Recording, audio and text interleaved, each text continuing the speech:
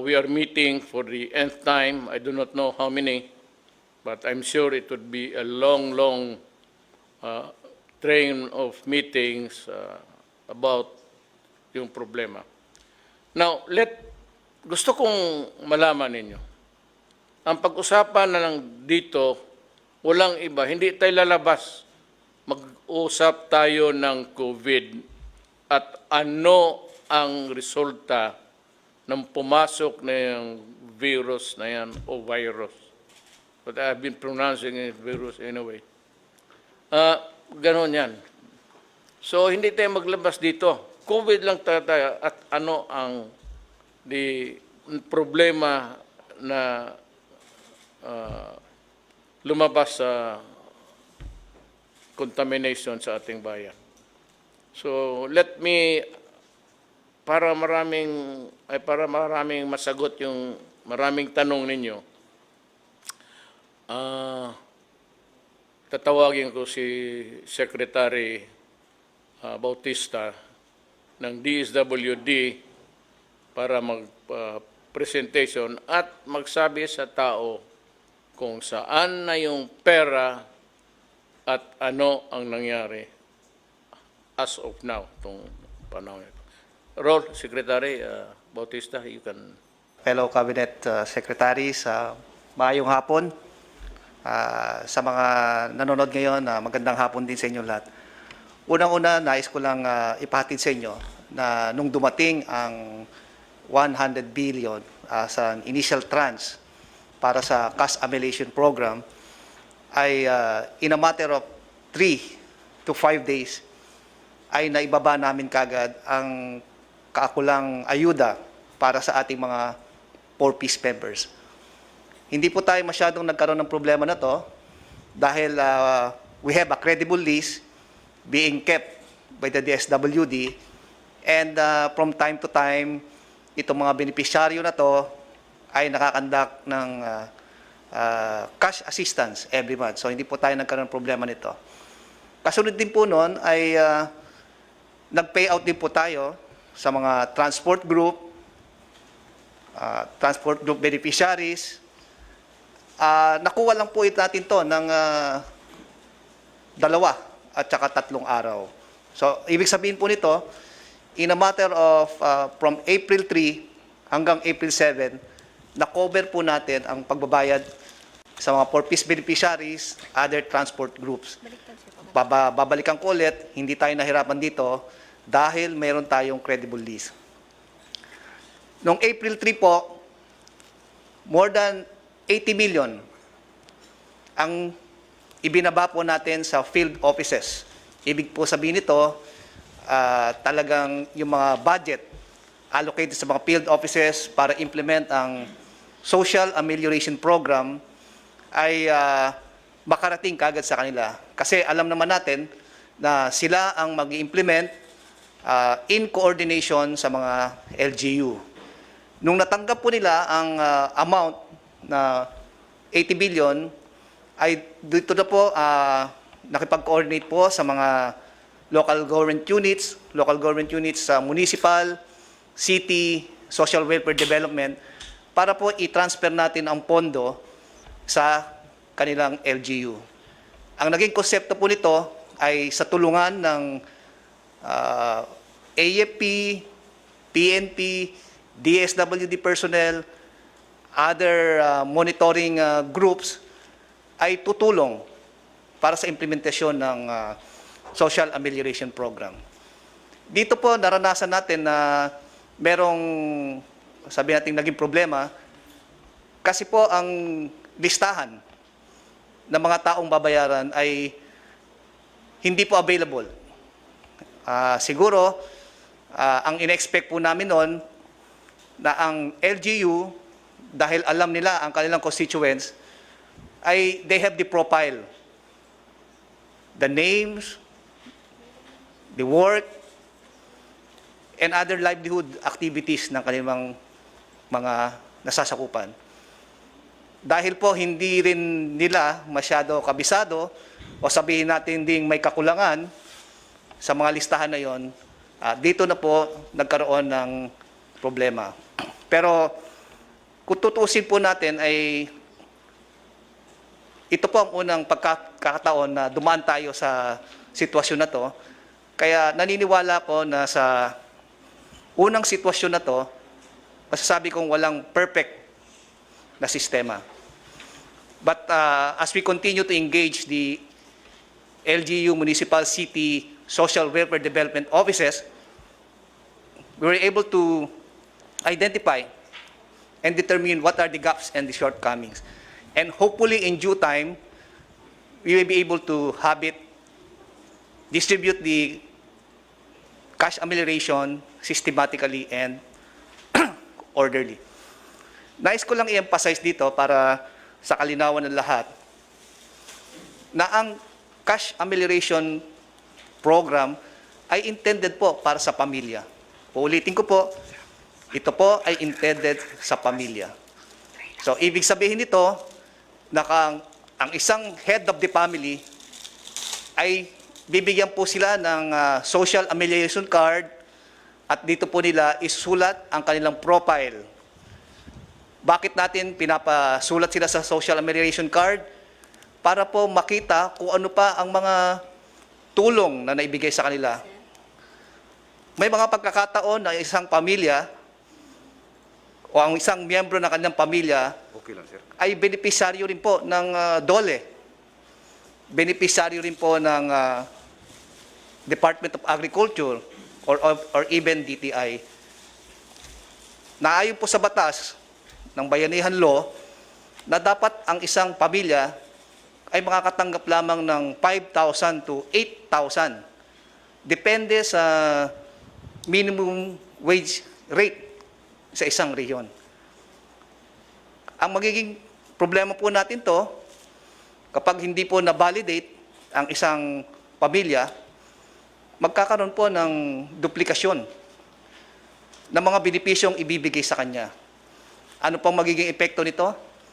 Mababawasan po ang mga benepisyaryo dahil ang isang pamilya na nakakatanggap ng, sabihin natin, kung hindi nabantayan, makakatanggap ng 1, 2 o 3 ayuda sa mga iba't ibang ahensya. Pero kung susundan lang yung sinasabi nating isang ayuda lamang, yung mga sobra doon ay maaaring ibigay sa mga nakakarami. Kaya ayun ang ina-emphasize namin talaga na dapat sa pamilya. Yung mga other documentary requirements, mga basic documentary requirements na kasunduan ng LGU, Municipal City Social Welfare Development Offices, ay kailangan po yan dahil sa transparency and accountability. Alam naman po natin na may mga pagkakataon na may mawawalang pera o hindi mabibilang ang pera, kaya kailangan po na merong taong mananagot, taong sasagot kung sakaling hanapin ang mga pagkukulang na pera. Pero ito ang ina-encourage ko sa ating mga kapatid na dapat we should be a vanguard in the distribution of the social amelioration program. Dapat lumakas ang ating boses dahil alam naman natin na ang social amelioration program ay people's money, no? Coming from the people's tax. At hindi dapat po ito masayang o magamit lamang ng mga taong iniisip ang kanilang sariling interes. Ang akin lang pong advice sa ating lahat na this is not the time for blame game. Dapat the more that we should help one another in any form we can. Katulad ng ating sinasabi ng ating presidente na this is an opportunity for us to show to our people that we are worth a public servant and only looking after the welfare of our brothers and sisters. So, ayun lang po ang aking mensahe. Ang DSWD po ay gagawin ng lahat na tulungan ng ating mga LGUs para masigurado natin na mapadali, mapabilis ang pagbibigay ayuda under the Social Amelioration Program. Maraming salamat po. Would like to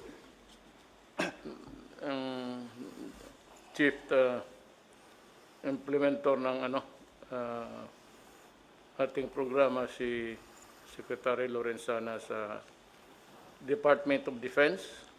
Magandang gabi, Ginoong Presidente, mga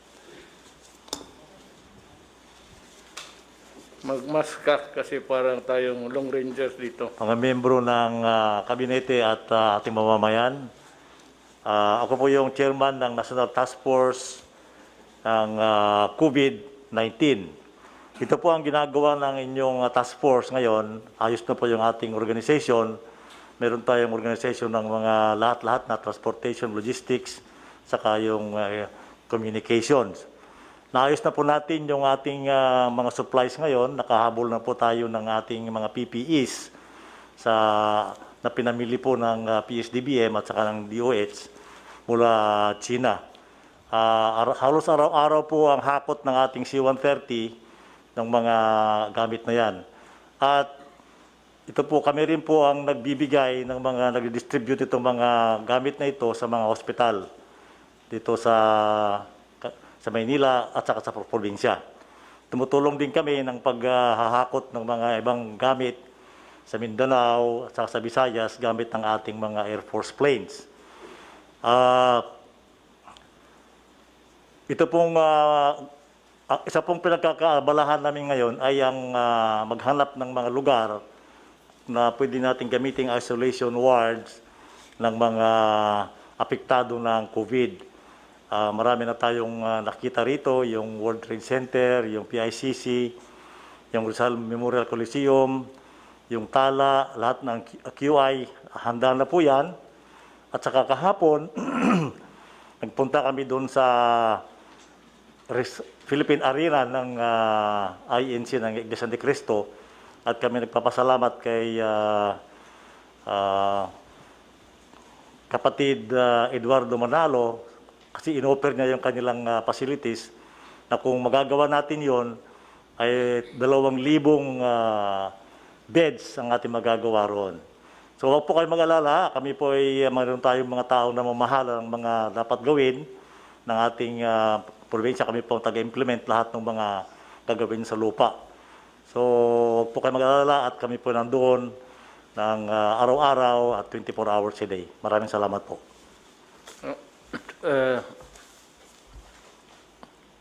General Galvez. Sa ating mga kababayan, mag-report lang po kami na talagang yung plano po natin na National Action Plan ay on track. Yung capacity natin ng DOH ay lumalakas na po ngayon. Ang ating testing ay tumataas na ngayon na 2,400. And then yung na-credit po na mga testing center ay umabot na po na 11. And then meron pa pong 8 na nag-a-apply na magkakaroon po ng testing. Sa ngayon po, nakita po natin na yung ating lockdown ay napakaganda po ng ating nagawa dahil po na-push po yung curve towards 1 month na delay. So it gave us the capacity to improve our medical services. At the same time, nakita po natin na talagang mababa po yung natin. Sa ngayon po, napakaganda ng ating balita dahil kasi meron po tayong 11 recoveries ngayon. Kung titingnan natin sa ibang bansa, napakataas ng kanilang death rate. Sa US, they have 1,000 every day. Sa atin, nakita natin, sa atin hindi pa tumataas ng 30 o nakikita natin nagdaan lang ng 8 hanggang 5 o hanggang mataas sa 10. Itong mga ito, nakikita natin napakaganda ng ating preparasyon kumpara sa ibang bansa. Nakikita natin na ngayon ang Japan na napakayaman, ang kanilang health services hindi maka-accommodate ng mga nangyayari sa kanilang mga cases. Same so with Singapore, they conducted the lockdown. Nakita natin na maganda ang naging desisyon ng ating mahal na Pangulo na tayo ang pinakauna na nagkaroon ng tinatawag nating yung travel ban sa mga bansa na nagkakaroon ng COVID cases. At nakita natin na ang ating hard decision, yung desperate decision natin, is paving the way for good results that we are having now. Yun lang po at maraming po salamat. Maybe Secretary Duque, then maybe Sunny would want to just say a few statements about after Secretary Duque. Magandang gabi po, Mr. President, at sa akin po mga kapwa miyembro ng gabinete, at sa lahat po ng ating mga kababayan. Ako po ay taus-pusong nagpapasalamat dahil po sa napakamalakas na suporta na ipinamamalas ng ating Pangulo, at kaya naman po marami din po tayong mga tagumpay na nakakamit sa pagsulong po ng ating programa laban, yung plano po natin laban po sa COVID-19. At nabanggit na po ng mga iba't ibang mga kalihim ang kanila pong mga nagawa na, at hindi ko na pa uulitin. Ang mahalaga po ay ang pagkakataon kinakailangan gamitin para bigyan ng pagkilala ang ating pong mga healthcare workers, ang ating pong mga frontliners. Sila po ang taga-salba ng ating pong mga pasyente na tinamaan po ng COVID-19 infection, at kaya po saludo po kami sa lahat po ng mga healthcare workers, ang mga doktor, ang mga nurses, at lalo na po yung pong nagbuwis ng kanilang buhay. Meron 11 po tayo na pumanaw ng mga doktor.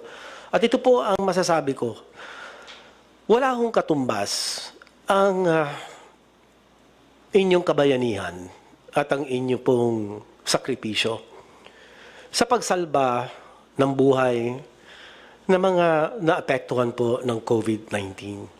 At maganda po ang halimbawa na ipinakikita ninyo at kayo po ang pinanggagalingan ng lakas at pasasalamat ng ating pong taong bayan sa inyo pong patuloy na sakripisyo. Ang ating pong mga frontliners ay malakas po ang suporta ng Pangulong Duterte at hindi po kayo pababayaan. Mahirap man po ang inyong trabaho, ngunit andyan po ang lahat po ng mga namumuno sa gobyerno para bigyan po kayo ng sapat na suporta, kagaya po ng personal protective equipment, ay kayo po ang #1 priority sa pagbibigay po nitong mga kasangkapang ito. At ganun din po sa atin pagpapalawig ng pagsuri ng atin pong mga specimen, ay ang mga healthcare workers din po ang #1 priority. So ito lang po ang akin masasabi, at pagka ihahambing po natin ang bilang ng mga may impeksyon sa Pilipinas, ay isa po tayo sa may pinakamababa na bilang sa 3,764 po ang bilang as of yesterday. At ang ito pong bilang na ito ay lumalabas 2 ang total case per 1 million population. Isa po tayo sa pinakamababa. At kung ihahambing po natin ang mga mayayaman bansa, ay di hamak na malayo po ang atin ranggo.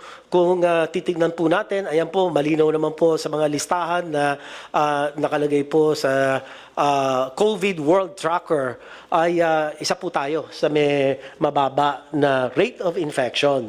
Kaya ito po ay nagsasalamin ng mga desisyon na ginawa po ng ating mahal na Pangulo, at dalawa po itong napakamalakas na desisyon. At kanya po talagang nakatulong po ito sa pagpigil ng pagkalat ng COVID sa Pilipinas. Ito po yung atin ito po yung atin na travel restriction, absolute travel restriction na ibinaba po ng ating Pangulo doon po sa mga manggagaling sa bansang China noong pong Pebrero. At pangalawa pong magandang at malakas na desisyon ng ating Pangulo ay ang pag-lockdown, yung ating pong enhanced community quarantine. So ito po ang dalawang kadahilanan, pangunahing kadahilanan kung bakit po ang bilang ng COVID infection sa Pilipinas kung ihahambing sa ibang mga bansa ay mababa po talaga. So ito lang po aking masasabi. Maraming salamat po sa suporta ng ating mahal na Pangulong Duterte. I'd like to call Secretary Dominguez of the Finance to just say a few words. Still, you have said a lot, but you might want to just give a statement to this meeting.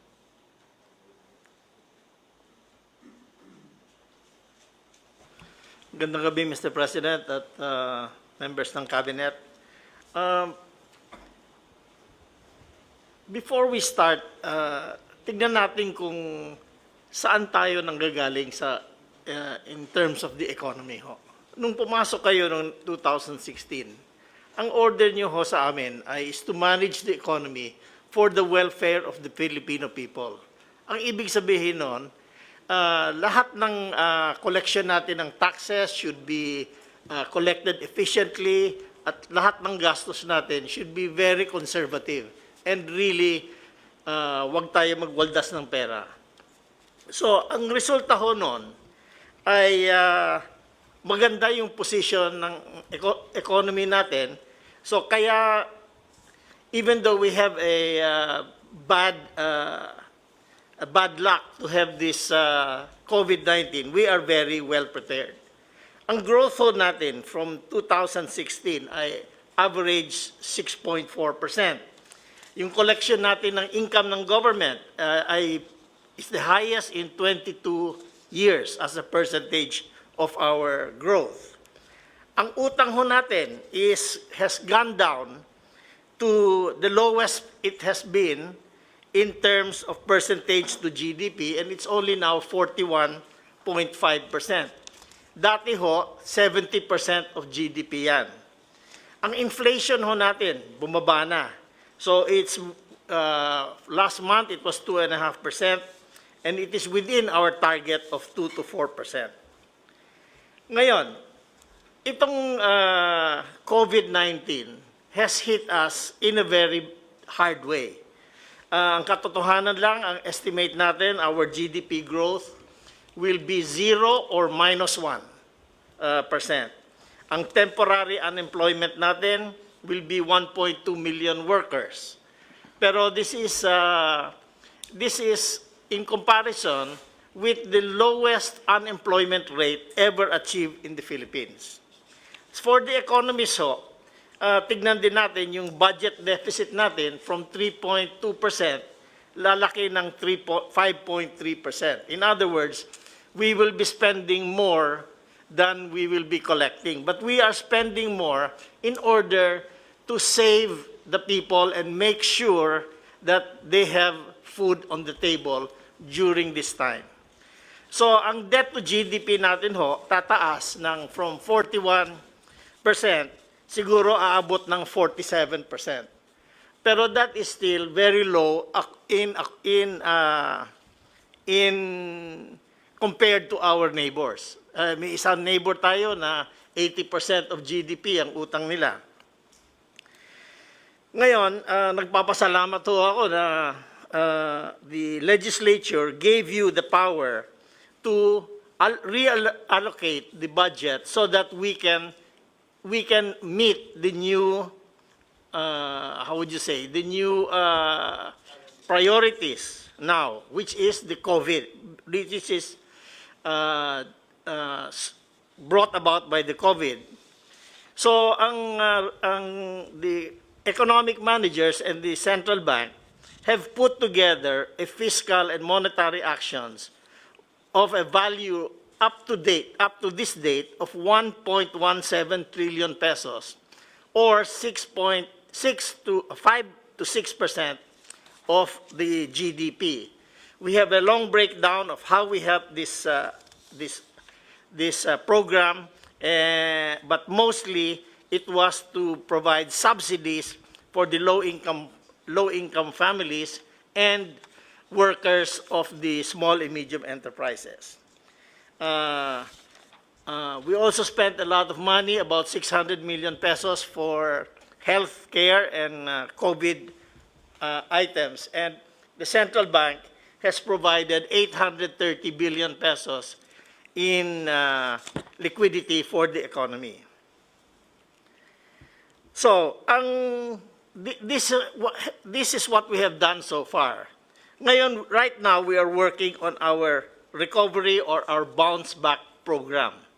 But to do that, we have to analyze first what is the damage to the economy. So we have a survey, and we have already received 44,000 respondents, and we will analyze that para matignan natin kung saan ang malaking damage sa tourism, sa manufacturing, at saka anong mga companies na natamaan ng masama, either small and medium enterprises or yung mga big corporations. So we are also coming up with a program to continuously borrow more money to support the Philippine economy and our fight against this COVID. Right now, tinatap natin yung mga kaibigan natin sa ADB at saka sa World Bank. And we will probably be borrowing mga 5.6 billion US dollars from them. Kung kulang pa ito, we will go to the commercial market. Pero okay naman ang credit rating natin. Tumaas nga, BBB plus na tayo, the highest ever. So we are confident na we have the financial capability to bridge this problem that COVID has brought us. So we want to assure all our citizens na at this point in time, we have the money, although we have to realize na hindi naman endless yung pera na ito. So kailangan we have to spend it correctly. Hindi yung for wasteful expenditures. So the program is to spend first to help the poorest families, and then to help the small and medium enterprises, and then to provide support for the companies that are supported by their banks. So, Mr. President, you have created an economy that can stand a hard hit, and I think the Filipino people should thank you for your very conservative economic policies. Salamat, Secretary Sunny Dominguez. Before we end, I'd like to make a recap. Ako na ang mag-summarize ng ano yung mga pinagdadaldal namin dito. Sabi ko, hindi tayo lalabas sa COVID. That's the topic. At yung mga problema na ibinigay ng COVID sa Pilipino. One is that marami na pong report sa akin na yung mga taong ngayon na nagtitira sa upahan ng mga bahay ay they are being pressured to pay. Alam mo, lahat tayo nawalaan ng income. So, I would like to ask the owners na kung maaari, yung sa lote, to suspend yung sa bahay, wag mo munang hingiin kasi wala talaga, okay naghihirap ngayon. And whatever na ang nasa kamay ng mga tao ngayon, they are saving it for the last day, the rainy days to come. Nandiyan naman yung tulong, pero ito ang gusto ko ninyong maintindihan. Yung pinagdadaldal ng isang congressman na ulol, torpe, na may 300 billion binigay ng Kongreso, hangin ho lahat yan. Wala pa yung pera na yan dito. Yung budget for next year, we are preparing it now. Yung budget na pinapatakbo natin was prepared last year. But COVID was not included in that budget. So yung sabi ko na 300 billion, yun yung mga sinabi ko na walang masyadong proyekto na walang siguro. Or projects, sabi ko, that cannot be completed during my term. Kasabi ko sa kanila, Wendell Abisado sa budget, and Sonny Noset is from Davao, Congressman Nograles, na nabi ko sa mga tao ko, nung last year, mag-isip kayo ng budget that can be implemented at matatapos sa termino ko. Ayaw kong lumabas sa opisina na mayroong mga project na hindi natatapos. Kaya kung hindi lang man importante, ang suggestion ko sa finance, kay Secretary Dominguez, is be sparing. Yun na lang mga projects na talagang makikita mo at matatapos natin at makita ng mga tao. Kaya yung nakikita ninyo ngayon, yung madaan kung anong nakikita ninyo, yun yung projects na nakaantala sa budget that was prepared last year. Yung pera na yung para sa COVID, hindi yan pera na kukunin pa. Yan ang nireserba ni Secretary Dominguez na may pang buffer zone tayo at may maiwan tayong pera bago tayo umalis sa gobyernong ito. Yun ang totoo dyan. Ngayon, yung pera sinasabi ng tong ulol na abogado naman sana, pagkatorpe po. I think your brain is melting. You're a lawyer, bagay. Economy man ito. Saan ka nag-aral, ewan ko. Yang pera, yung pinoprogram last year na ngayon, ito yung budget na guide na pera na makakolekta natin. So, ang fiscal year is divided ito, first, second, third, fourth quarter. Ang ginagamit ng natin, yung nakakolekta natin ngayon. Yung sa budget na nakaprogram, baka hindi na matuloy yun dahil sa COVID, nag-ikis ang panahon. So yung may mga project ngayon, baka ilagdag ko yung malalaki pag nagkulang ako sa pera para sa control sa COVID. Maggastos itong inang kalaban na ito. Hindi mo makita at lahat ay tinatamaan, hinuhostage tayo. Sabi nga doon nag-Facebook sa akin, natatawa na lang ako. Paano natin labanan yung COVID kung nagtatago tayo? Hindi mo kami pinapalabas ng bahay. Alam ko, minsan bastos ako magkwento, magbiro.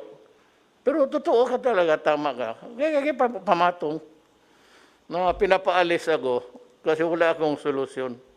Sige, tama. Ikaw na ang presidente. Kaya sabi ng mga sundalo, nasaan ka na?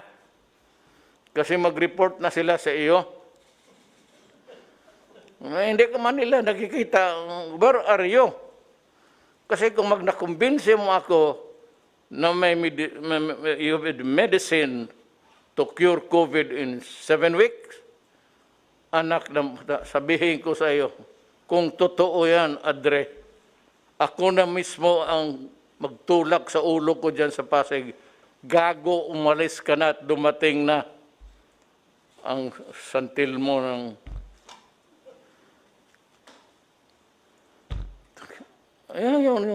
What is so exasperating is that we are trying our best. Sa limitado natin, sabi nga ng Secretary Dominguez, may pera. may gobyerno eh. Kaso lang, hindi ito para sa lahat ng panahon. So, kasi bakit masabi mo,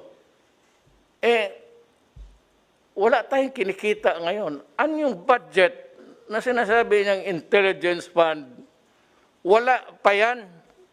Kukolektahin pa yan para sa second quarter at magkolekta para sa third quarter.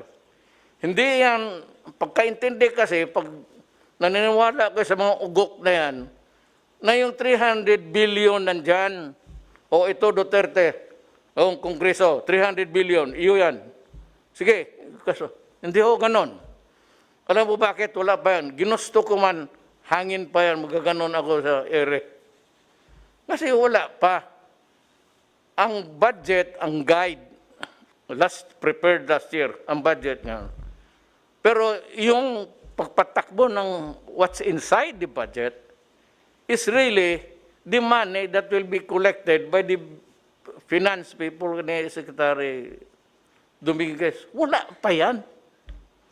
Kung sabihin na saan ang pera na 300 billion, ewan ko kung kaninong bayag mo yan makuha. It's not there. Magkukolekta pa ako ngayon. Masunod ba yung collection mo? Hindi. Bakit? Wala na. Ang ekonomiya patay. Walang negosyo. Walang nagbayad. Wala yung nagtatrabaho na kaltasan yung sildo nila. There's no source of income now. Except may perhaps yung fixed assets natin. Yung mga lupa, may mga building, yun. Pero aside from that, the big money, ang sabi ko, ang gobyerno hindi nag-iimprenta ng pera yan. Ang gobyerno gagastos lang sang-ayon sa ekonomiya mo. Economy is really yung GDP na sinasabi na dito. It's actually income. At paano kaltasan ang pera mo, ang income mo, sa mga utang mo, diyan kunin. Ang utang mo, GDP. Ang utang mo, marami kang utang, hindi marami kang babayaran, walang matira. Minsan meron, kukunti na lang. But what is important really is, makinig kayo kasi, alam mo, kung hindi kayo makinig, and if you persist on listening to the idiots of this world, itong mga Pilipino, talagang madali ang pagbabagsak natin. So you listen very carefully because we are trying to save not only an economy but the country. Help the country alive. I am not asking you to help the economy. Wala kayong maitulong pati ako. So you just try to, do something that is not precipitate statement. That would cause trouble na manggaling doon ang problema kasi mahirapan na tuloy tayo. Pero kung gusto yun nila ang mangyari, sabi ko sa akin, it's up to the Filipino people. If you decide to listen to the insane, Amatong and Company, pati yung congressman dyan, edi doon kayo. Ngayon, kung magsabi kayo, saan na yung pera namin na 300 billion? Wala pa po yan. Kukolektahin pa yan. O yung sabi, 270 million. Wala pa po yan. Kukolektahin pa yan for the second and third and fourth quarter sa ating kikitain. Yan ang totoo dyan. So, lamang mo lang na yung mga, alam mo, may panahon, yung mga lessors, do not tempt the gods.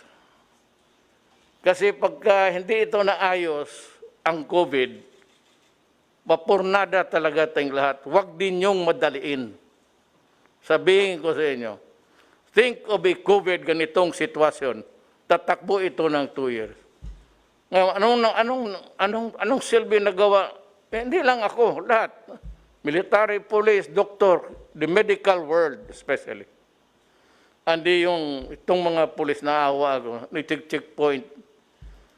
Butit na lang early on my term may ginawa ako para sa inyo. Isipin na lang kung nakikita ko na noon pa. Itong COVID na ito, sinusundan ko talaga. Kasi sinasabi, come Jimmy lately, hindi ho, ako ang pinakaunang lahat nag-lockdown. Kasi nasusundan ko na ang istorya. At sabi ko, nagbabasa naman ako, different sources of knowledge. Facebook, everything. Lahat na what I can get my hands on to study the matter because presidente ako. Dumating nga ngayon itong solusyon. Ano ang solusyon? Kaya maghintay kayo, lessors, magpaparenta. Huwag ninyong madaliin kasi baka wala na tayo o wala ka na magkolekta. You not be even sure if you'd still be around to collect the money. Kaya naghihingi ako, huwag mong pahirapan ang mga tao. Kasi pag ang tao, in-evict mo, walang korte. Hindi naman ako nagpakamarunong pa sa mga judges o the judicial department of the government. Kung magsabi ang i-evict mo yung tao ngayon sa bahay, sabihin ko talaga si Rep, putak, wag mong sundin yan. Kung ako nag-warning lang ako, ipilitin ninyo hindi makabayad ang pamilya, itapo ninyo, sirahan ninyo yung bahay. Sabihin ko, buksan ninyo yung bahay. Papasok mo uli yung pamilya. Punta ka ng korte, sabihin ko, huwag kayo maniwala sa korte. Hindi makakatulong yan. Hindi sana gusto ko ng anarchy. Pero at this time, makialam ako sa lahat ng opisina. It's because it is my duty to preserve the nation. And the only way I can do it is really to impose order. Ngayon, kung sundin mo lahat ang batas para makapabor ka under the law, but itong panahon ng COVID, hindi naman talaga natin gusto at nandito, at gagawin mo yan, magsalubong tayo. Sabihin ko sa iyo, magsasalubong tayo. I-evict mo yung tao, pupuntahan, personal ko, pupunta ako, sabihin ko, ibalik mo yung tao. Huwag mong itapon dyan sa daan, kasi tayo ang mag-inkwentro. Kung hindi mo naman pala gusto mo tumulong ng kapwa-tao mo, sunugin na lang natin yung mga apartments mo. Total, may bumbiro, tawagin mo. Huwag ganon. Huwag ninyong i-pressure. Ayaw kong gustong magsalita na ganito. Parang hold-upper. Pero if you interpret it that way, hold up talaga ito. Hold up mo kami sa aming mga pinaghirapan namin o itong mga to. Ako lang, hirap ako magsalita. Sikip ko kasi lahat sila naka-maskara. O, mahiya naman ako kasi ang order ko, huwag kayong lambasan, walang maskara. Tapos makikita ninyo lahat sila, ako lang ang hindi. So, maghingi ako dyan sa mga sundalo. Binigyan nila ako. Pero ang binigyan nila yung para sa mataas na ilong. Kaya nahulog kasi wala akong ilong. Hindi naman ako. Saan ba niya bila ito sa Amerika?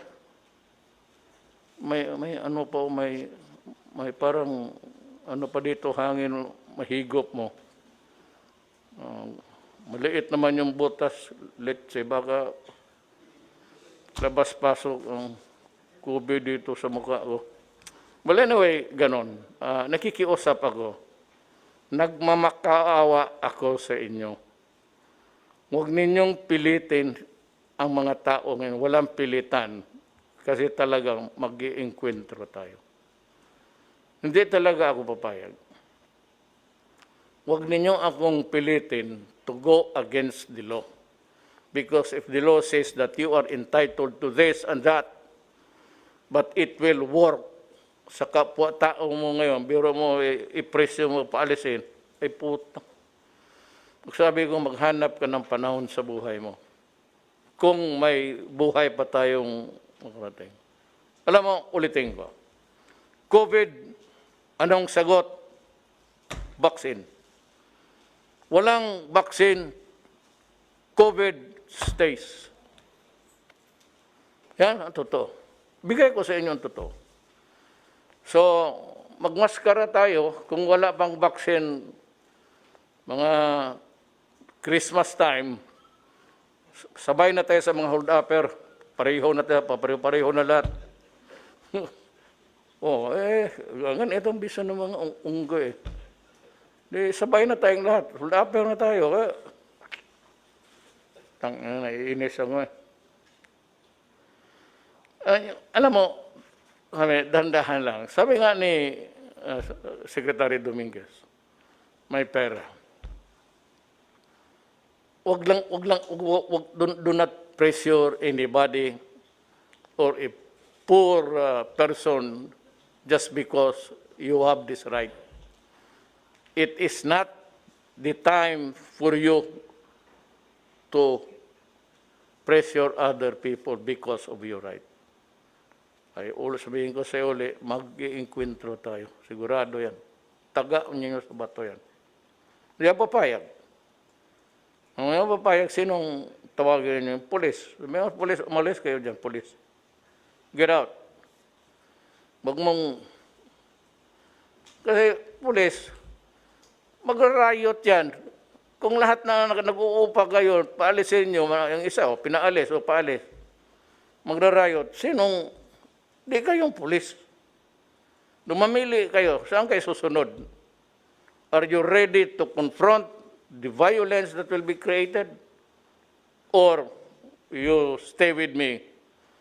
Because I will make the decision para sa lahat. For the common good.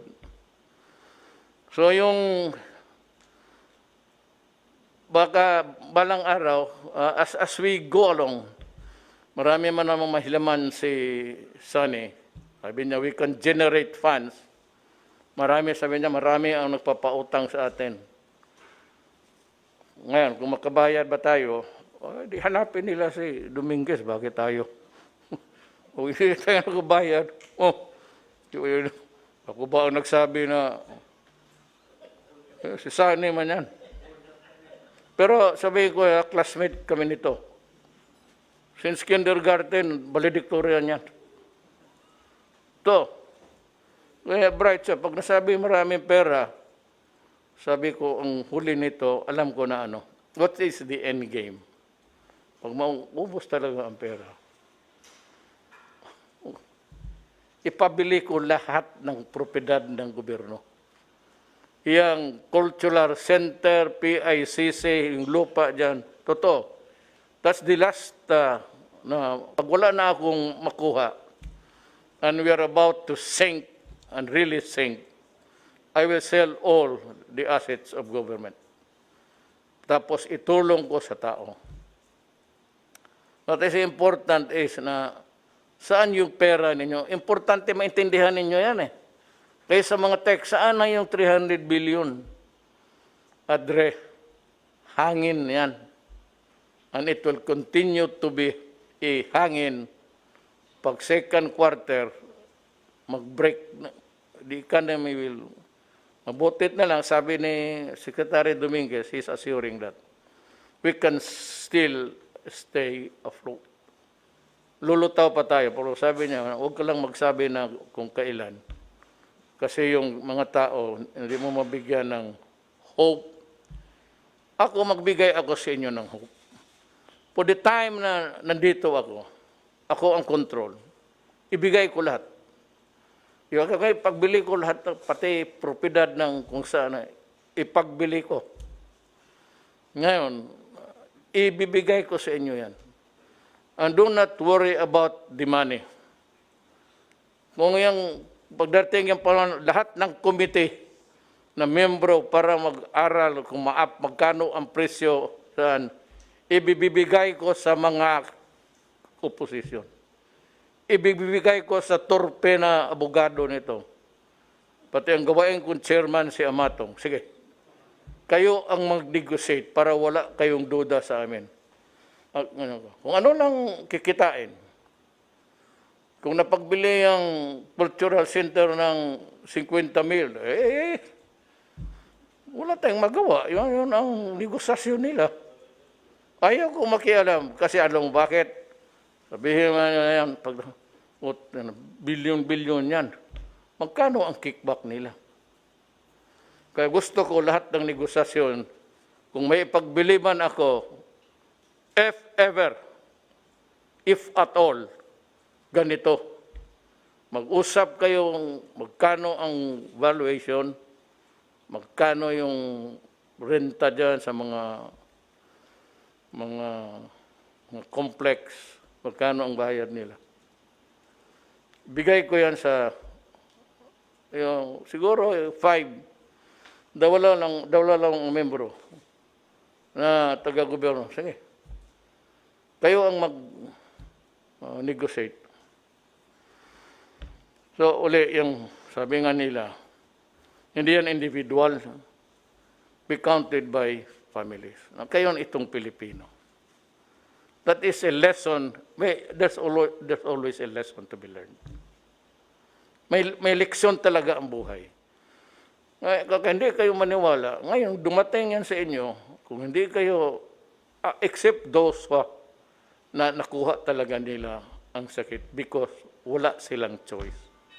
Kaya mga doktor namatay, mga pulis, humaharap sila mga nurse, may tama silang lahat. Kaya yan sila ang pinagdadasal ko number 1. Na lahat niyang nasa ospital ngayon, yung lahat na nakipag-ugnayan sa may sakit sa mga bahay-bahay. Unahin mo yan sila, Diyos. Ipanghuli mo na lang itong akin dito kung paano mo total. Sabi ko, pag hindi, pati itong totoo yan, ha? Nandito kami sa harap ng Pasig. Balikan ko yung mga ang sunod bibigyan. Outside of yung nakalista na sa budget. Yun ang budget, yun yung mga pangalan na sa barangay list. Kaya pag wala ka doon, hindi ka talaga mabigyan. Ngayon sabi mo, paano kami, Mayor, patayin mo kami sa gutom? Well, the men on the ground will know. They're human beings. Rule, puro general to General Bautista, General Rosena, and General Galvez. They will look for a way to help you. Hindi ka na hinanapabihan. Yung talagang nawala sa linya, you also might want to take it up with your mayor or barangay captain. Ang pag-asa natin is including UP. Itong atin, ipagmalaki rin natin ang mga doktor natin. Yung mga bright.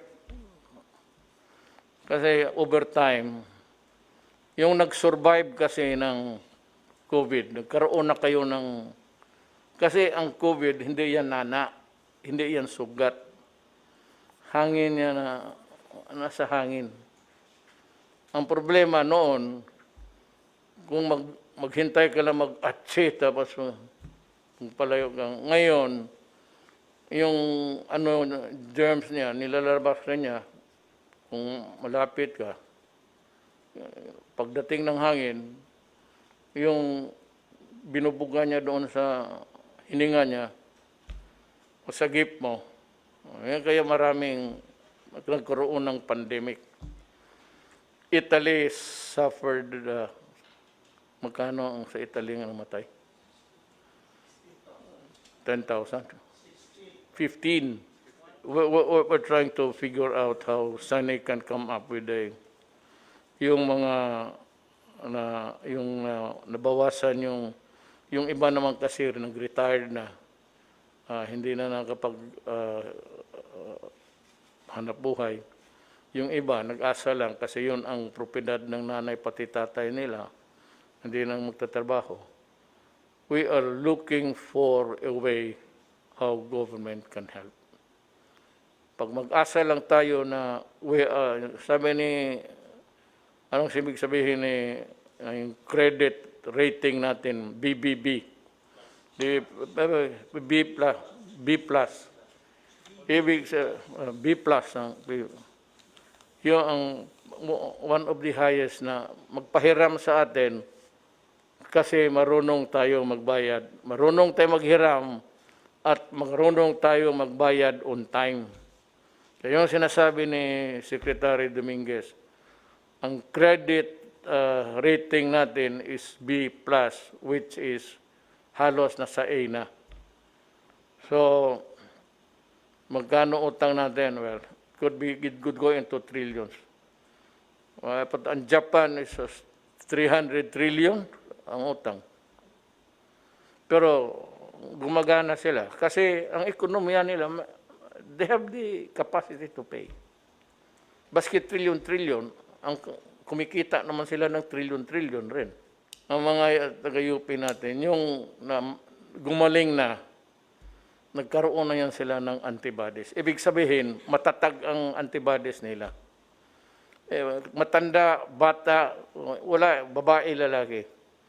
Pag nag-survive ka ng COVID, ibig sabihin yung antibodies mo, yung panlaban mo sa virus na sa iyong katawan Hindi antibiotics, hindi penicillin, hindi biogesic, hindi lang. Ang katawan mo mismo ang mag-produce ng produce ng mga sundalo, lalabanan ang COVID. Ang mga taga-UP, they're trying to figure out yung nakalabas na sa lahat na magmabuting loob kayo. And I think kung ako, I should volunteer. That is the way of thanking God that you have survived. Pakuha kayo kasi yun ang dugo ninyo, yung plasma ninyo, yun ang i-inject doon sa mga tinamaan. So yung katawan mo, makukuha niya yun, yung dugo na kapatid mo na Pilipino, makukuha niya yan. Kasi kung mahina ka, matatanda, kagaya sa amin, I don't know if my immune system is working efficiently. Sabi nga nila, ang vulnerable, yung matatanda. So anong solusyon, Duterte?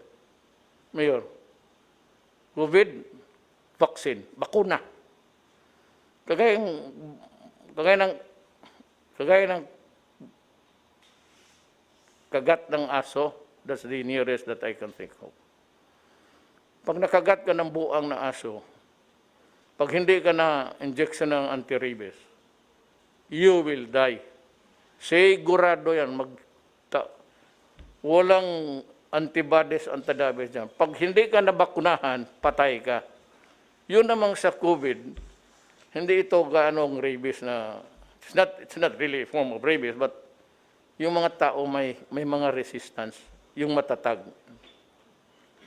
Yun yung mga tao na, hindi ko kayo iniintriga ha. Ito yung mga tao na, nandyan sa daan, araw-araw trabaho. Pero lahat ng nahigop nila lahat na siguro yan. Kaya matatag sila. Ngayon yung iba naman, genetics. In the meantime, we help each other as one nation.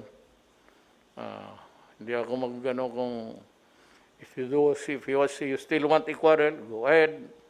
I said, there will be a time for that kung mag-survive tayo. You can keep criticizing, pero alam ng taong bayan, alam na ng Pilipino, ano itong COVID at ano yung hakbang ng gobyerno. At importante ito, I was stressing it again and again. That's why I requested the presence of Secretary Dominguez.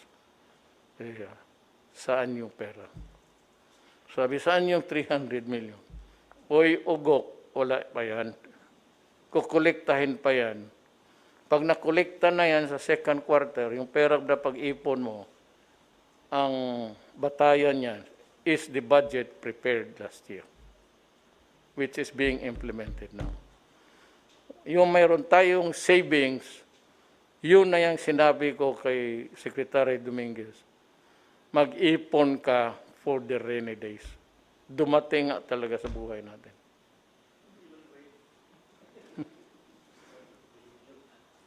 Ini rainy bagyo.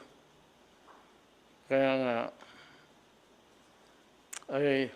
if you have a better idea, o yung namakarunong makinig ninyo sa TV, o hayaan mo, sige, sabihin mo sa kanila. They can come here and I can turn over. Sabihin ko ang sa cabinet, pati kay Secretary Lorenzana, sumunod na kami doon sa kanila. Sila magpatakbo kung paano nila pa. Maraming salamat po, Pilipino. Ako po'y inyong utusan at lahat kami dito ngayong gabi. Again, salamat po.